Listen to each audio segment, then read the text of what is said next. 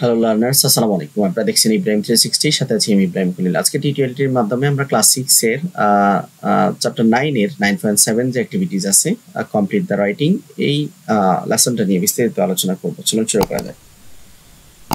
এখানে বলছে যে write down 10 sentences using modal verbs. Modal verb ব্যবহার করে 10টা বাক্য লেখো। Your responsibility as a student, তোমার ছাত্র হিসেবে তোমার দায়িত্ব বা কর্তব্য টুয়ার্ডস ইউর কমিউনিটি, তোমার কমিউনিটির প্রতি তোমার দায়িত্ব কর্তব্যের উপর বেসিস করে 10টা বাক্য লেখো। অ্যান্ড সেখানে অবশ্যই মডেলস থাকতে হবে। And for example you can start with this: as a student I must study regularly. একজন ছাত্র হিসেবে আমি নিয়মিত অধ্যয়ন করব। I should not waste my time, আমি আমার সময়কে অতিবাহিত করব না, সময় নষ্ট করব না।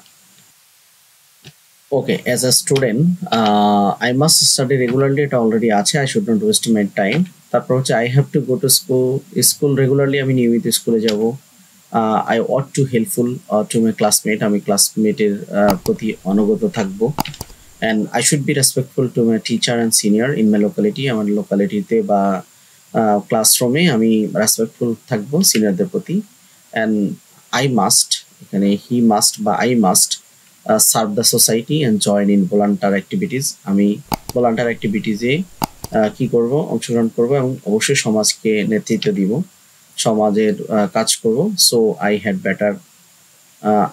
Better stand by the helpless people around me, আমার আশেপাশে যে হেল্পলেস মানুষ আছে তাদের পাশে দাঁড়াবো।